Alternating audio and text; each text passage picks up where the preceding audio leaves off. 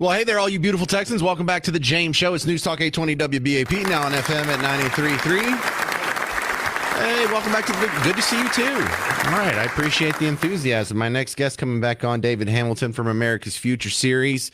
You know, getting lost in the shuffle of what's going on with tariffs, what's going on with the stock market, what's going on with this goober being deported from Colombia, is we had reports of advancement on a Ukraine-Russia ceasefire. Where are we with that, David?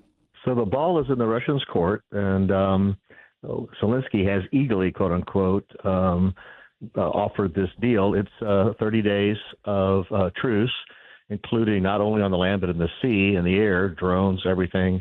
No attacks on infrastructure, energy production capabilities, etc. So it is a full-blown ceasefire, not limited in any way.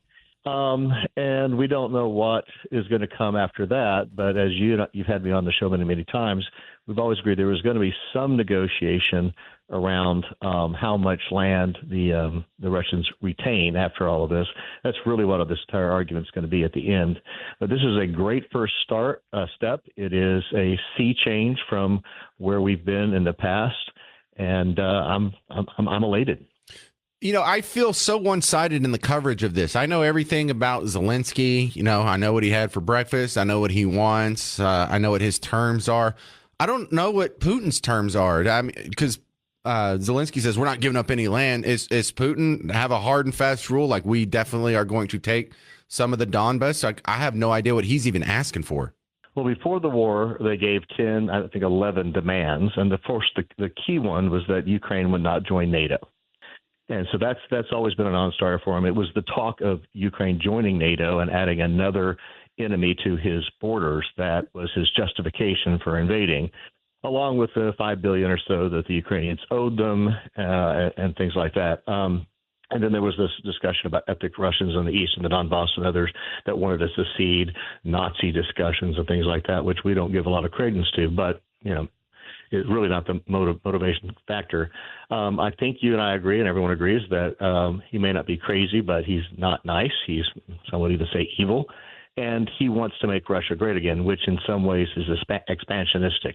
And after all the investment they've made, the sacrifice in their mind that they've made, the losses they've incurred, for him not to keep some of that region, especially the ethnic Russian part, is probably a non-starter for him. So if there is no Ukraine in NATO, no Russia in Ukraine, except for the ethnic part that's Russian, that's probably the best deal that we can see happening. So is this happening because U.S. stepped down and Europe isn't stepping up?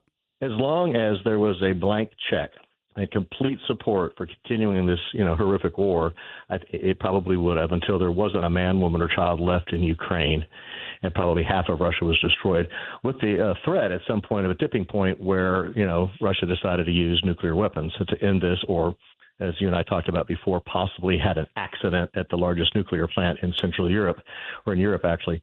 So something really bad would have happened if this kept going. So it's absolutely wonderful that at least for the next 30 days, there's going to be a ceasefire, and they can sit down at the table and start arguing out the details, which we weren't doing before.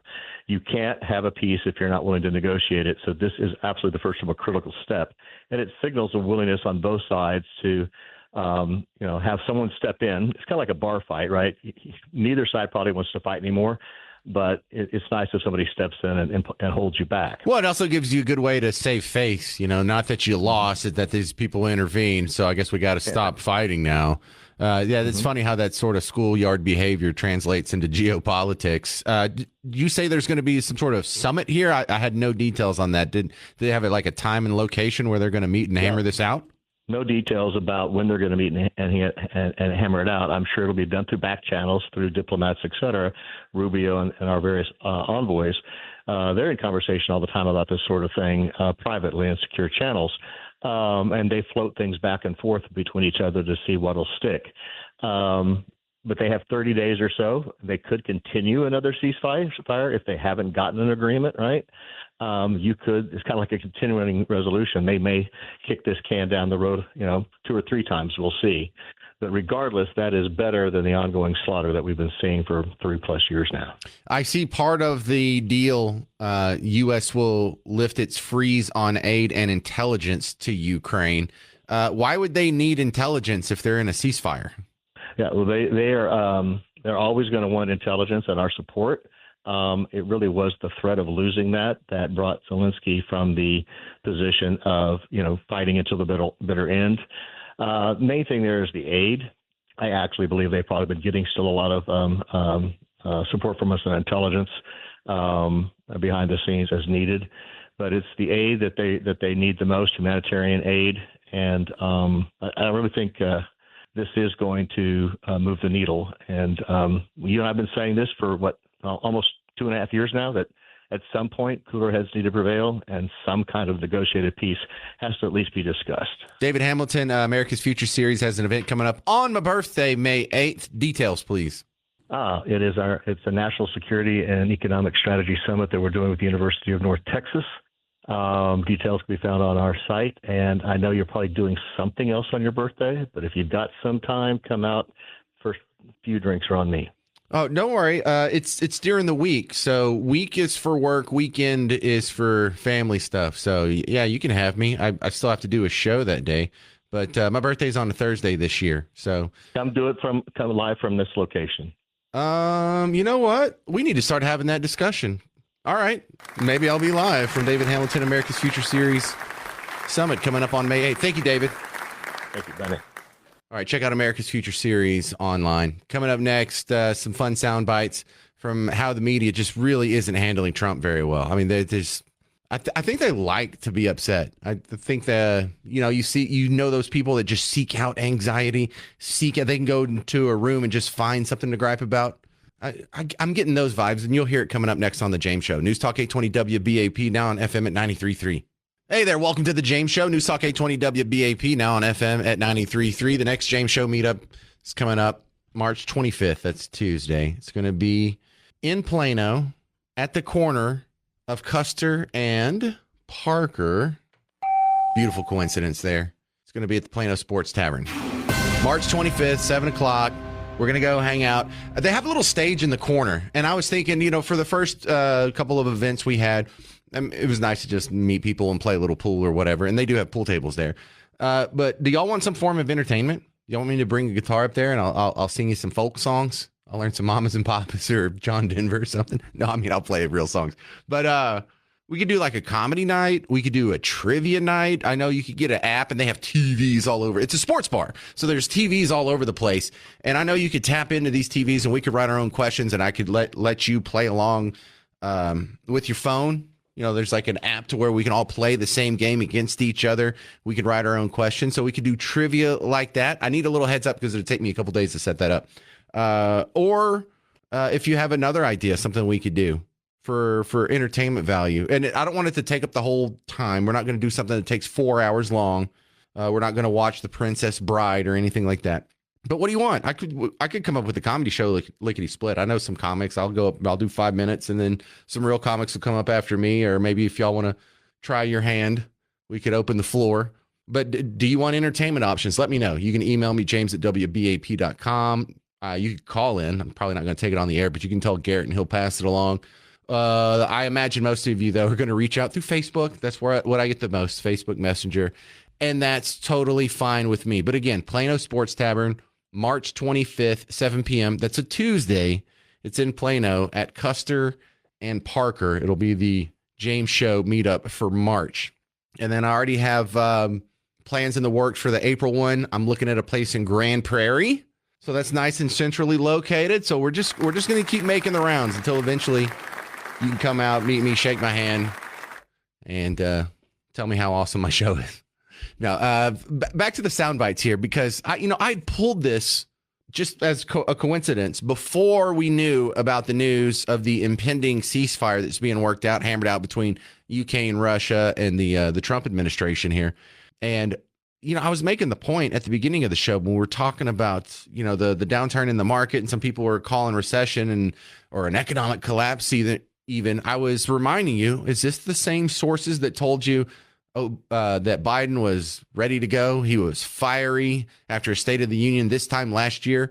They were telling you how ready he is to be president again. 4 months later, all these same people agree that he needs to be replaced. Was this the same people that told you the vaccine worked and you couldn't get the disease or you couldn't spread it? Was this the same people told you that Hunter Biden's laptop was misinformation? Are these the same people that get all these other economic predictions wrong? The Inflation Reduction Act didn't reduce inflation. That's not what you said. That's not what you predicted. So if they're going to be this wrong about it, so many other things when they predict economic collapse, man, that's a buying opportunity. We're probably going to be headed toward an economic boom. But here it comes again. Chris Matthews was on MSNBC talking about how much Trump had screwed up the situation between Ukraine and Russia. And he was just doing it because of his own evil ends. Part of it is stupidity and incompetence. Part of it's just good old evil with, we don't want to overuse the term Hitler too much, because that's sort of discrediting. So let's throw in something Hitler adjacent, like I don't know, let's just say a Mussolini reference, right, Chris? So we all know what Donald Trump thinks of Zelensky. He's teaching us. Don't trust Social Security so he can go after it. Don't trust Ukraine because he's going to go after Ukraine and diminish that country and its size and its importance. All because this is what Trump thinks. And that's what it's about. It is Mussolini. It's about believing the leader in what he says verbatim. And that's what Trump does on television. And he's using us to do it, using the media. Bro, that was yesterday. Yesterday, he was complaining about what a dumpster fire Trump has done with Ukraine and Russia and trying to foment distrust. And then here we are, not even 24 hours since he said that. We're at the table talking about a ceasefire. We're talking about a 30-day ceasefire came within 24 hours of him saying that. Don't you guys ever see how many predictions you get wrong and think, man, maybe I need to reevaluate my worldview. Maybe I need to rethink some of my opinions. A lot of people do. You're hearing from the people that don't. 800-288-9227, 800-288-9227.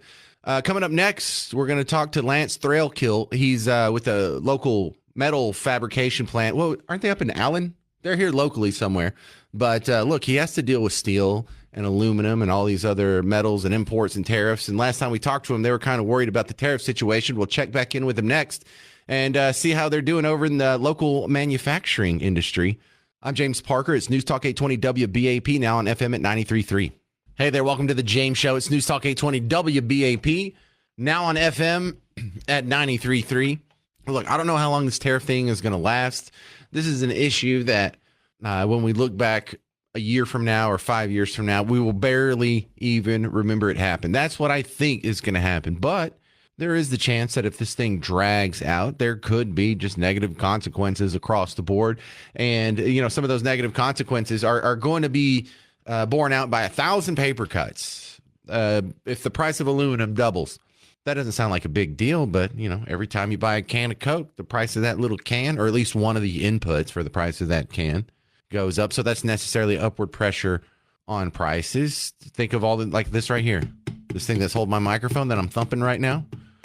Well, the price of that will go up. We're talking about aluminum. We're talking about steel. We're talking about when it comes to tariffs with Canada. Remember, we get a lot of oil from them. I believe oil is exempted now, but what if that comes up?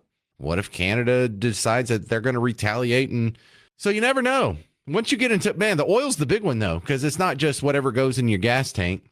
It's all the plastics, the fertilizer that comes from it. Ooh, that would be a big one. So it's nice to check in on a macro level on how these tariffs are going to play themselves out. But it's also super interesting to check in with someone here in our own backyard that has to deal with this. Lance Threlkill is coming back on with what were you, Allen Fabricators? Or you had a really simple name. It was just it was a good chat last week. I'm glad to have you back on. Who are you with? All Metals Fabricating. All Metals. Y'all are in Allen, though, right? Yes, sir. All right. So what's changed? Do y'all just have one employee that's sitting there watching this tariff situation so y'all can translate it to the rest of the company, or what? Well, we it's a live event, so it's kind of, there's not a lot of point in keeping up with it minute to minute because it keeps changing, right? Right. But we're really reliant on our. But yes, I am tracking closely with it, getting updates. We're getting updates from our vendors, most importantly, because that how it impacts us as it goes through them, and so we're getting regular updates from them. So I remember learning a long time ago that Alcoa has what's almost a textbook monopoly. They're not like the only guys that make aluminum, but their market share is so big that technically you could consider it a monopoly. Is that still the case? I'm not sure about that, to be honest. I wouldn't think so, because about 40% of our aluminum comes from Canada. And then just under that would be China. And then kind of the rest of it comes from different areas. And so unless that company had a presence in both Canada and China, I guess it would be possible in that case. I think with distributors mostly, so we don't, as the manufacturers don't have access to, the mills. The distributors are kind of the gatekeepers for the most part. Okay. Yeah. So they're in 10 countries, but you're right. They have fallen off. They used to be used as an economic example, but that was when I was in college about 25, 30 years ago. So yeah, they are now the 8th largest producer of aluminum. So that settles that. What's the process look like though? Because there's sort of this raw product that these guys make, and then they hand it off to people like you to actually turn it into useful stuff. What is that raw product experience look like that none of us see? Yeah, well, to start, I mean, it obviously starts, in smeltering and whatnot, but it's really the starting point for, the audience, and as it applies to us is the mills. So the mills are creating coils of the material as it relates to sheet metal, that is, and they are then selling these coils to distributors. So U.S. distributors buy coils of material from all over the world. As I believe I mentioned on the last show, we only have 4 domestic mills for aluminum in the United States, and not enough steel either to even support Texas manufacturing. You mean there's only 4 facilities that make those big aluminum coils that you're talking about? 4 companies, yes, sir. Yeah, I'm not sure exactly number of facilities, but aluminum. We're really, we have more in steel, but both of them, neither one of them rather could even keep up with Texas manufacturing needs. So then it's from the mills are then buying it, the distributors they're buying it from the mills, and then they cut it into they put it on a slitting machine and it's cut into sheets and delivered to sheet metal fabricators like us. And similar process for bar stock, except it's not a coil. It's extruded material that's then cut by the distributors and sold to manufacturing companies. All right. So if the tariff issues do stick with between United States and Canada, would it be a tough, long, expensive process to move more of our aluminum manufacturing back to America?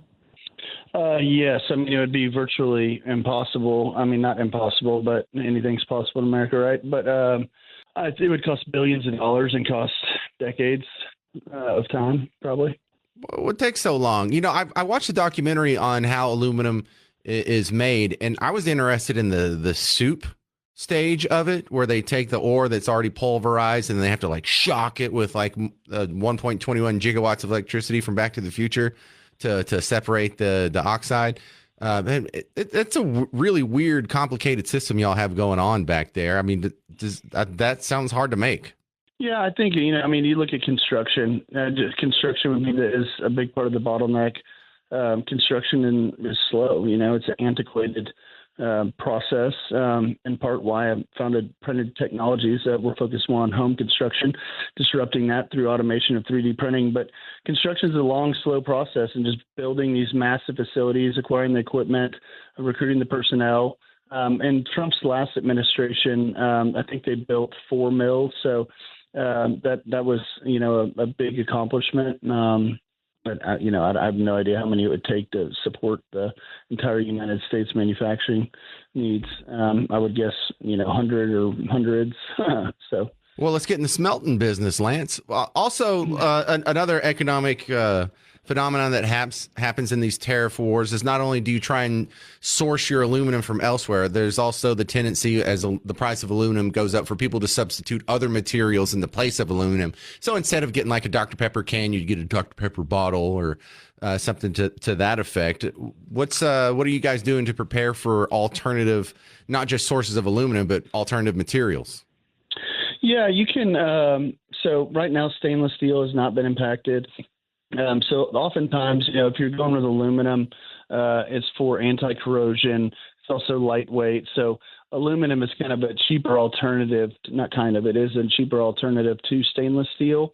And so, as those prices rise, then the only other factor is weight. And so stainless does weigh a lot more, obviously. And so steel is another way. There's different ways you can protect against corrosion, like zinc plating, which is also, by the way, predominantly comes from Canada, and is under a 35% tariff currently. And so you can zinc plate them, powder coat them, but ultimately, that's eventually going to corrode, right? It's only so long can that last. But yeah, there's certainly other alternatives we work with. As when steel was going up, it actually got to a point a year or two ago where aluminum was actually just about as cheap as steel, and so that made sense, which was unheard of historically.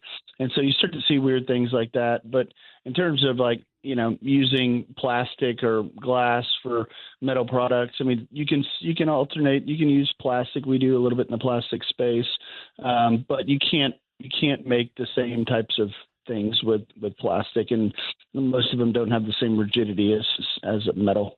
All right. Well, Lance, I know you've seen this, but for the people listening, you should look at the aluminum making process. Go look up the soup thing where they have to shock it. That blew my mind. All right. Well, it's an interesting business you got there, Lance. Thanks for keeping us updated on how tariffs are affecting you guys.